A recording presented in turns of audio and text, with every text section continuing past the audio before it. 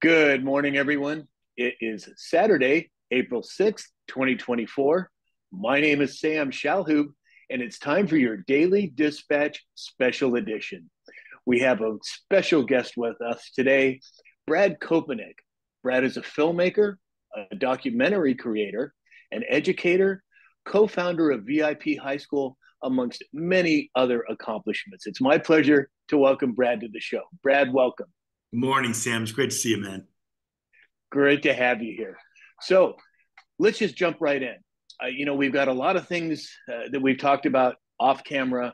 There's a few things that I'd like to talk about on camera and kind of give our audience a little bit about your background, what you see happening, and where you'd like to see this interview go. So let's talk a little bit about you and Val Kilmer.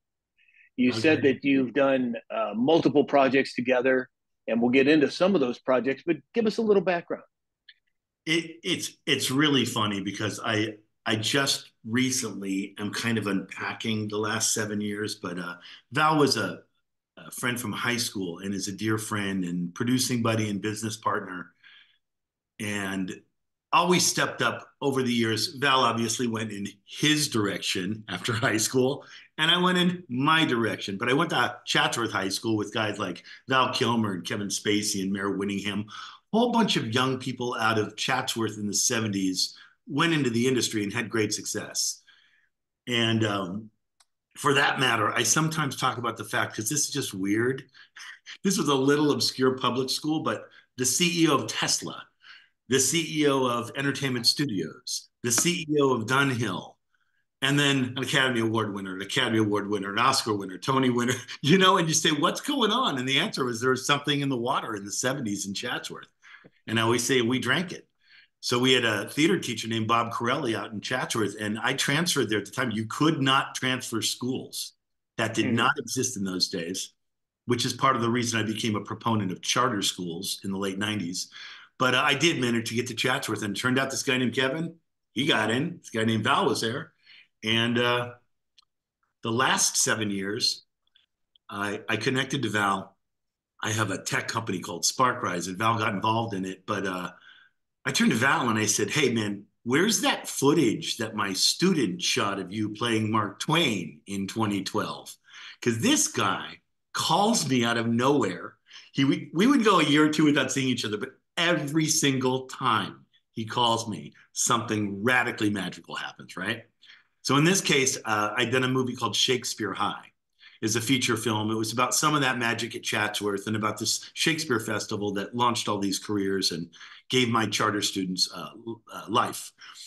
And Val called and said he wanted some filmmakers. Do I know any young filmmakers? Well, I was standing in a high school at the time, surrounded by cameras. Like, are you, are you, are you asking my high school filmmakers? By the way, they're not in the film academy. They're in my communications class.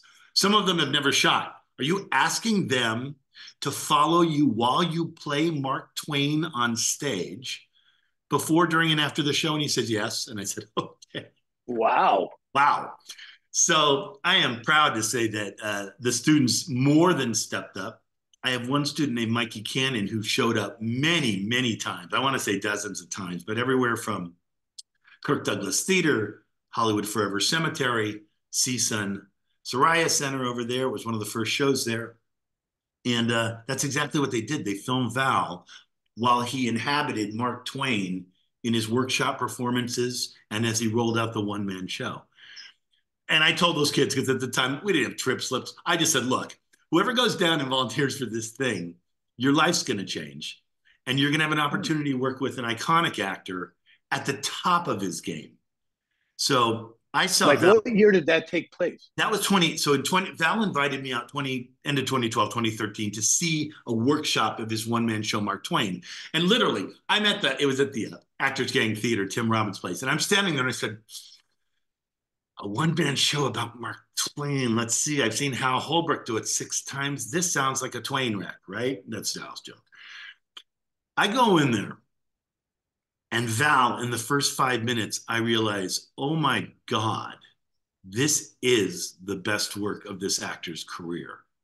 He's not only playing Twain, improvising with the audience, riffing on the headlines, He's playing Twain dead, drunk, and as if he's in the now. So he's taking all the principles of Mark Twain, and it was an original show that Val wrote, 89-minute show called Citizen Twain. So 5 minutes in, I realized this is groundbreaking. I always said, there are people out there who espouse media literacy and who want you to take apart what you see. Well, Mark Twain was just that. He was sort of apolitical. He went after everybody, including himself, and he had a way of making you ask questions about everything. So Mark Twain was one of the first comedians. He actually ended his life traveling the country to pay his bills as a stand-up comedian. Oh, I So didn't know that. Val's show was largely a stand-up comedy routine that he wrote for Mark Twain. So by Val saying bring these students in, or have them be involved, was his intention to groom these kids so that they could be more adept in the entertainment industry? Was it His just, his intention was I need talent fast and cheap. You know what I'm saying? oh, One, he wanted to have enough coverage of himself playing it because Val's going to study every movie he makes, right? So mm, that again, before, during, and after the show, but during rehearsals, etc., so that he could develop the performance that he thought was heading to Broadway. But to answer your question, we made a movie called Val. It's on Amazon Prime.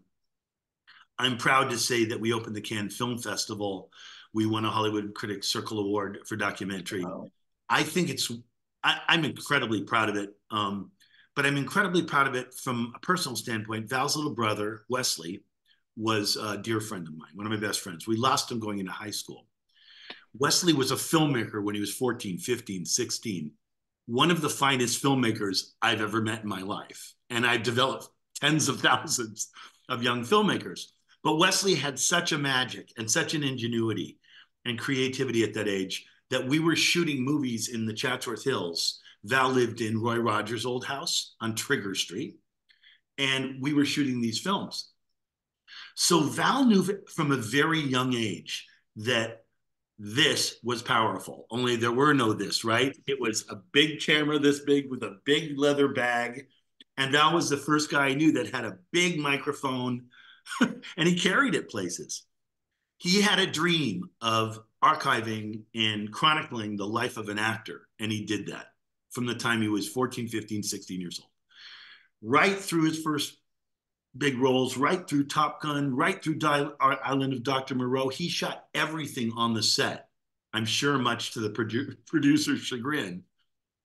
And he shot not only that, but he shot himself in difficult times, in times of reflection. And he made the selfie look like a worthy tool because he wasn't just saying, hey, look at me, look at me. He was actually creating a narrative for the life of a developing actor. So his goal was to develop young talent, give them an opportunity around him. And we included the Wesley story in the Val movie, not just as an add-on, but Wesley passed away. It had a deep effect on Val's life. It had a deep effect on my life, I realized. Not till we made the movie, by the way, in 2018. I decided, I didn't really think about it this way, but I wanted to create 10,000 Wesleys. So I did that. I created workshops in storytelling and filmmaking and animation in over 150 schools as an after-school program. Eventually put those programs into places like Raleigh Studios and on studio sites, and guys from Lucasfilms came to me. I partnered up with professional producers. I taught young people to make films when it wasn't popular. Right now it's everywhere. 30 years ago, teaching a 7-year-old how to make a movie didn't really exist. We were doing it daily. So Val really valued that. Well, it sounds like you guys were some of the first starters when it comes to teaching kids how to make films. That's really encouraging. It was encouraging. We did something called the National Backyard Children's Film Festival in 2001 at Paramount, and Steven Spielberg gave us his first film, which was really not very good. It was, Really? it was him out at Long Beach Airport, simply sort of filming, getting on a plane with his dad, blah blah blah. But a lot of things at that time really stuck out. Some of us were running around saying, I don't think you understand. Students will be making films in every classroom, every subject, every day in the 21st century. You and your filmmaking. No, no, I don't think you understand. The technical skills that are coming are going to allow students to make movies about math and science and social studies and English. And that's going to be the technology tool that you're going to be using instead of just sit down and write an essay.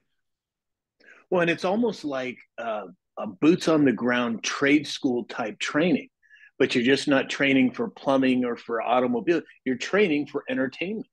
That's right. And let's be honest, if you're going to be a plumber or run your own retail business or whatever, you do have to have content creating skills now. You don't always want to farm out your commercial or whatever you need to do for your business. The content creation is a now in every single industry, in every single space. So I I get very teary and very emotional about stuff like this, but my students, they're they're my superpowers. They're my heroes, right? And they now are in all sort of areas. They're in fintech, and they're in philanthropy, and they're in entertainment, and they're in banking, and they're in law, and they're in education. And they come to me, and they're so much smarter than I am, that I'm able to just shut up now. And they say, "Hey, Cope, will you?" And I say, "Yes." Yeah, that's great. I'm a yes and guy because I taught improvisation, right? But now I'm like, I'll just where do you want me? So I Wow. work I have companies with my former students. They have made movies with me. They did work on the Val documentary. They did work on Shakespeare High. I had a 7-year-old, and this is true, shoot Shakespeare High the day we had several crews, maybe a dozen crews out at this one Shakespeare festival. I had award-winning cinematographers, and I had a 7-year-old. By the way, his footage made it into the film. Wow. Wow. Well, now you said that you also weren't you involved with Top Gun 2 somehow? Yeah, so the ride with Val, and I I just saw Springsteen at the Forum, and I'm just sitting watching Bruce. We had a lot of adventures the last 7 years, and as soon as Val said yes to my company Spark Rise, which involves celebrities and brands and causes, Val and I went off. We went into a flow stage. So part of that flow was Spark Rise. Part of that flow was the Mark Twain movie. We took it to 30 states, and we showed it. And I said, Val, it's a 1 minute. It's not a movie. It's it's a comedy piece. So treat it like such. So we booked them at comedy clubs across the country. And the comedy clubs could do the heavy lifting and promote it, et cetera, et cetera. But then Val would come out and open the show. And we would show the 89-minute movie. And then he would come back and do 30 minutes worth of stand up. And then we would sell art. So Oh, we had all these little uh, divisions of everyone thought we were crazy, except Val and I, there was nothing crazy about it. We had a tech company. We had movies we were making about his life. We were writing his memoir, I'm Your Huckleberry. We eventually put out a book of his poetry, which what he wanted to do through A24 with the film. We put out the book Cinema Twain, or at least put it together. We still haven't released that. And we traveled the country. We also started the Twain Mania Foundation, which is all about teaching media literacy, critical thinking through this performance that Val created. We visited schools, we visited universities, we spoke at various platforms in DC and other places in New York. And Top Gun 2, one day I said, hey, buddy, I think they're going to make Top Gun 2. Well, he had throat cancer in 2015. The ramifications of the treatment was still affecting his voice. I'm not sure he was so sure he was exactly going to be jumping on stage again and making movies like that again. But he said, why do you think they're going to make Top Gun 2? I said, I think they're making it this time. I know the guy who works at Paramount Marketing. I think they're doing this. Get Tom and Jerry on the phone. So Val goes into a meeting with Tom Cruise and Jerry Bruckheimer. And the results of that meeting led to what I can only call a really joyous journey from inception and watching them develop that role for Val all the way through the opening of the film post pandemic, which, as you know, Tom held off and held off and held off and held off. He was supposed to release that film right as the pandemic hit, and he held off because he wanted to bring people back to the movie theaters, and he did. Well, and that was a great movie. And it goes to say, when you're talking about these kids and teaching them, you're giving them a fundamental foundational system to jump from. And I think that's what's so important with kids today. We got to teach them the basics of life, whether that's filmmaking or plumbing or automobiles or business or whatever. We've got to give them those foundationals. And I just have to compliment you and Val for taking that to the next step. Now, you said that you did a Val documentary and it won awards of some sort. Yeah. So what happened was we were Top Gun 2 was starting. They said they might make Willow, which was a movie he was in. You're gonna love this. The movie that was in, and so we met with those guys and same Lucasfilm guys, and it's Ron Howard and blah blah blah. And I get a call one day from a young lady. Well, I'd started a high school 10 years ago, and the school is called VIP High School. I'm incredibly proud of it. I'm no longer there. There is a talented team that we started with that are still there. VIP High School is #1 in college. It's 300 students. They just got a new building in the middle of San Fernando Valley. But the first theater student that came through there, one of the very first students called me up and said, "Hey, I got a part." I said, "Oh, that's great. I'm going to New Zealand." I said, "You're going to New Zealand for what?" I'm in something called Willow. I said, "You play Val Kilmer's daughter, Mad Mardigan's daughter in Willow?" And this is a girl from my high school, Ruby Cruz, a gifted actress. I bring it up because the synchronicity and the waves of just this, it started, Val believes in manifestation. So he would manifest things. And one of the things he manifested, he was sitting there at one point and he said, well, when Bruce Springsteen sings America the Beautiful, or the greatest gospel voice in the world sings America the Beautiful on stage at Hellmel Studios, I'm like, what are you talking about? Well, we built Hellmel Studios on Melrose, a concert venue, his art gallery, a Val Kilmer store, and a proper art gallery. And we ran events and invited speakers and showed Cinema Twain and did Top Gun tribute, where I brought, yes, one of the best gospel singers and Bruno Mars' partner, Philip Lawrence, to sing America the Beautiful on the stage. So there would be these moments where I would say, he's done, he's seen the future. And he did it over and over and over and over again. And he took me and introduced me to everyone from, name it, Springsteen to Elon Musk. And it was a journey that I can only describe as sort of a cosmic, I don't know if you believe in this kind of thing, but it was very much sort of a spiritual cosmic journey with a man who is so gifted at what he does and so takes no for an answer. He just, no one has the ability to stop him once he decides he wants something to happen. So as we traveled the country and we created these various projects, Top Gun happened, Willow happened, we made a mobster film, a Western film, and then eventually I said, it's time to make the documentary, the movie Val. So we went and we pitched a Larry David style Curb Your Enthusiasm about this place that is Hellmel Studios, which is about this iconic actor who's completely bugged by this dysfunctional crew and his best friend from high school who's, and I kind of knew that they wouldn't bite. But Val, by the way, is one of the funniest men ever. He's just a very funny guy, and people don't know that about him. And had he not gone in the sort of leading man thing, he would have been a Saturday Night Live. They love him at Saturday Night Live. They love him. But that's where he would have lived because he's a physical actor. He's a character actor. He's a comic actor. So we went in and we pitched this series, and they kind of looked at us like, what are you talking about? But episode 1 was called Val. And then this incredibly gifted filmmaker that had been traveling with Val for a decade, Leo Scott, who had been archiving everything till 4 a.m. for 8 years, brought on an incredible editor named Ting Pu. And they cut a sizzle together for Val, and they brought it back, and it's like, that's the movie. So at that point, I've never been more confident of anything happening more, because when we went in, I just thought, who wants to make this? We have 200 boxes of archived footage from the last 40 years of this man's career, all the way back to where he's holding a microphone out to Kevin Bacon in his first Broadway play. We got everything. It's all there. Who wants to cut it, right?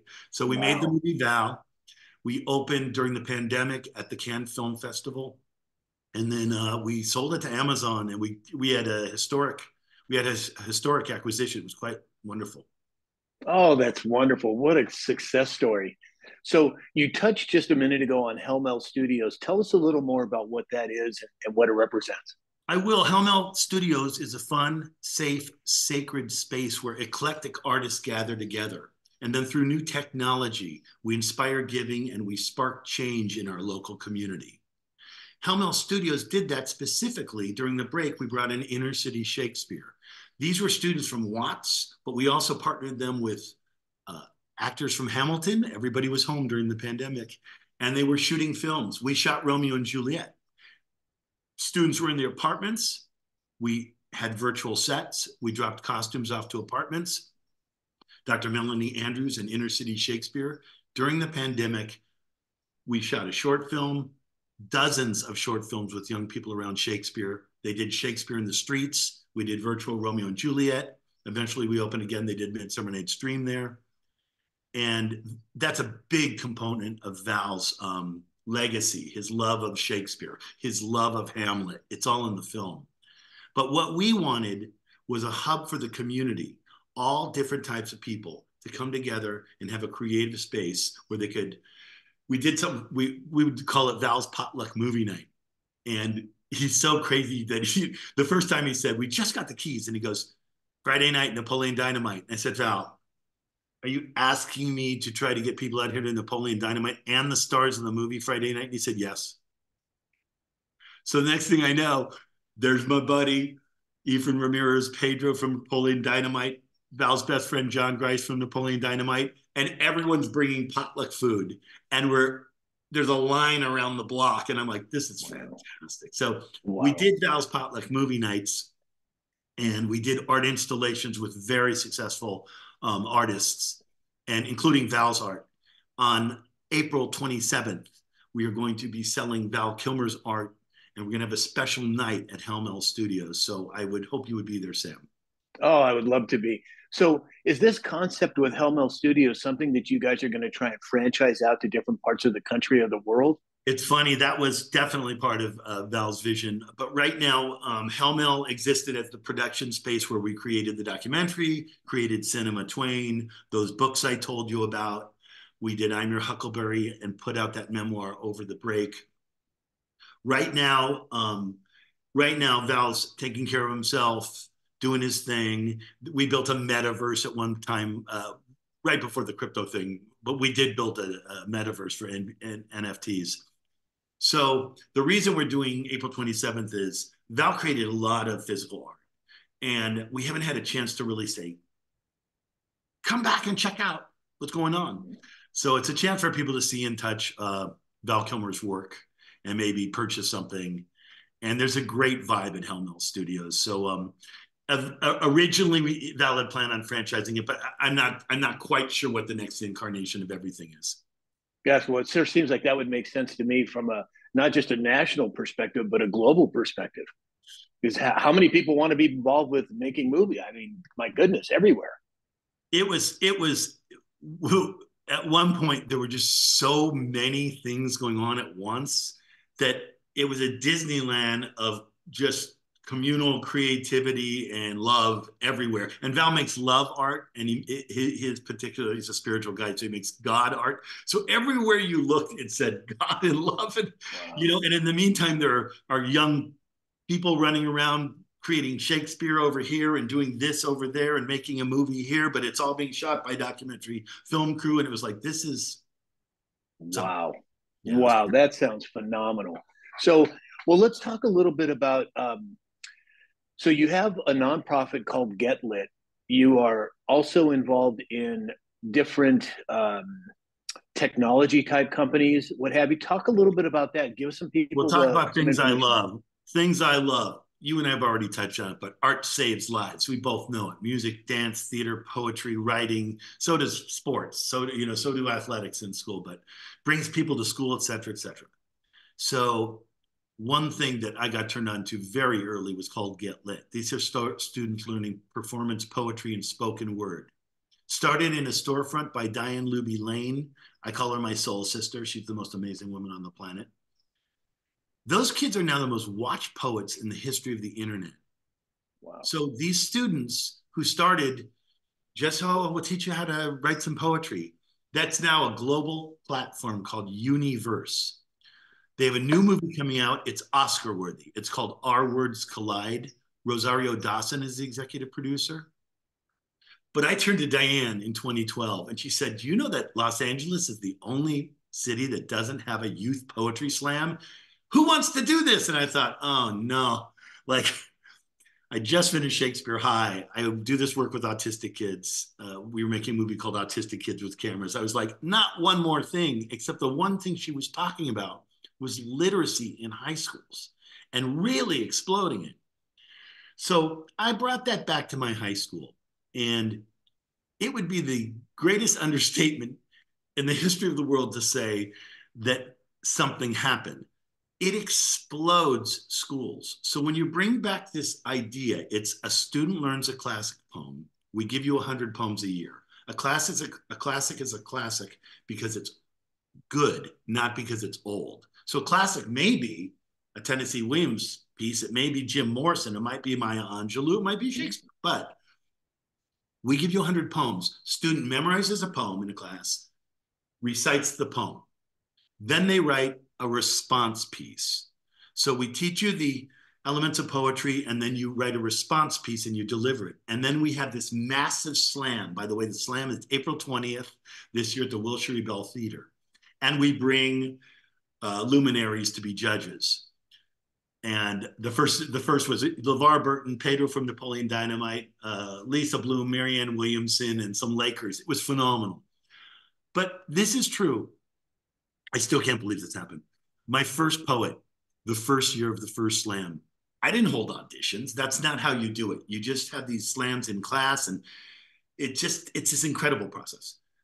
My first poet was standing over by a fence, and I said, who wants to do this? We're going to change the world. My usual BS. And this student said yes. Well, it turns out, won a Grammy. She won the Academy Award. So wow. she's the artist, her. So I watched seeds of poetry not only planted into underserved communities and into private schools around here and into public schools, et cetera, but I watched some of these kids just rise all the way to the White House. Rise. They performed 4 times at the White House. They performed at inaugurations. Blah blah blah blah blah. Get Lit is so simple in the elegance of just having students memorize classic poetry and reciting it that it works every single time. So I'm a little bit of a fan, as you can see, because I'm not a poetry teacher. I didn't have those skills. I was at a charter school. I started the very first charter schools. We had nothing. I taught in a parking lot. I had nothing. And it allows anyone, anywhere, to do this at a very high level, and then provides these opportunities to gather together with people who are luminaries in their profession and do outrageously cool things. So I love Get Lit. Wow. There's so much that you've talked about today, Brad, that is the fundamental understanding and teaching of children and people to get them to a level that I don't think we've had in our society ever. I mean, these are really foundational. I don't even know how to say it, but this is important stuff. Sam, you and I both know that we want students, we want them to be critical thinkers, right? We don't want indoctrination. We want critical thinking. Exactly. So in order for that to happen, we have to teach students how to ask questions. So the more I taught young people to make films and to construct content, the more interested I got into deconstructing content, deconstructing political advertising, deconstructing media, deconstructing that hip hop video, the movie you just saw, that song, that poster, the magazine. And that's media literacy. And that's a now thing. So when you teach 5 foundational questions to even 7-year-olds, 8-year-olds, 16-year-olds, 17-year-olds, who created this message? What creative techniques are being used to attract my attention? How might someone different from me view this message differently? What values and lifestyles and points of view are represented in or omitted from this message? And why was this message sent? When you teach those 5 foundational questions to young people over time, you just watch it, right? It just starts to happen, and you see critical thinking, which, by the way, does lead to empathy, which, by the way, does lead to tolerance in communal environments. So I taught this curriculum, was studied by UCLA for a couple of years in 7 schools. And we eventually had a national, a 10-year longitudinal study on that. But what it was about was when you teach kids to think critically, there's less violence. And I love teaching conflict resolution because nobody teaches you conflict resolution. The only place you learn conflict resolution is from an action thriller, and there is no conflict resolution. So right. You have to learn, negotiate, mediate, compromise, avoid, delay, surrender, get help. You have to teach these things. And that made teaching for me, as you can see, I get a little bit into it. I love it because people say, oh, they're not engaged. Oh, the students are hungry. And now it's not just media literacy, but we all know financial literacy is sort of the new norm. Yes. And then, of course, we want social and emotional intelligence. Yes, we want you to know how to appropriately access your emotions and how to manage your emotions and how to be aware and how to know where to go for help. Of course, we want that for you. So, yeah, I love all this stuff. Well, what's interesting, Brad, is on my daily show, I talk a lot about switches that are happening, evolutions that are happening in the monetary system, that are happening in the political system, that are happening in the information systems. And you are describing at a very fundamental level this evolving of teaching and inspiring kids. This is part of this whole evolution that's taking place, this huge monetary shift. And whether you want to look at it from an astronomical standpoint in terms of where we're moving from the Kali Yugas to the ascension of the global consciousness, what you're doing is fundamental for our kids. And I think that's what a lot of what's going on right now is focused on, the kids. And I have to compliment you, man. That's just a wonderful thing to see and to witness, and that you're getting such traction with it and having such success with it. I'm really stoked. So, all right, well, as we wrap up here, Brad, do you have any new films or documentaries you want to talk about before we head off here? I'm working on a couple of things. I'm working on something around Tennessee Williams. There's a film called Playing with Fire about female firefighters that I'm helping with right now. I have a former student who made a movie about, get ready, digital wellness. And she's one of the Social Dilemma Fellowship winners from HBO. And that's the key right now, is getting students to look at their behavior with this and with each other, and start to figure out what their protocol is for the 21st, for the second half of the 21st century. Because let's be honest, we're baked, Sam. We're over 50. We're done. They have to figure out what they're going to do with all of this. So anyway, I'm real proud of it. But it's about a digital addiction. Her name's Yoel Gutku, and she's an amazing filmmaker. And I'm just sort of helping with the project. And then, like I said, April 26th, Friday night, April 27th at Hal Mel Studios, a night to see and goof around with Val Kilmer stuff. And other than that, I'm just living the dream, baby. Man, that's so cool, Brad. Wow. Well, as a final thought here, where can people find your work? How can they get a hold of you? What can they do? Something I'm very, very excited about. Go to sparkrise.com. It's a sort of a placeholder site right now, but I'm building something that I've been working on for a while with Val and other influencers. And Sparkrise brings brands and causes and celebrities together, and we do something in a really new unique way. And Spark Rides is a gathering place for people who are passionate about change. It's that simple. And sparkrides.com is one place. You can come find me, Brad Koepenick, on Facebook, or B Koepenick on Instagram. Okay, well, what I'll do is I'll get those links from you and I'll put them below the video so people can easily access it on any platform that they see this show on. You got it. Brad, what a pleasure. I can't tell you how pleased I am. The time, the energy, the focus that you're putting into the kids, that's what we need, man. And you are doing a great job of it. I appreciate you, Sam. Thank you so much for coming on, and I hope to have you on again soon. Coffee soon, brother. I love you. I love you too. Talk to you later.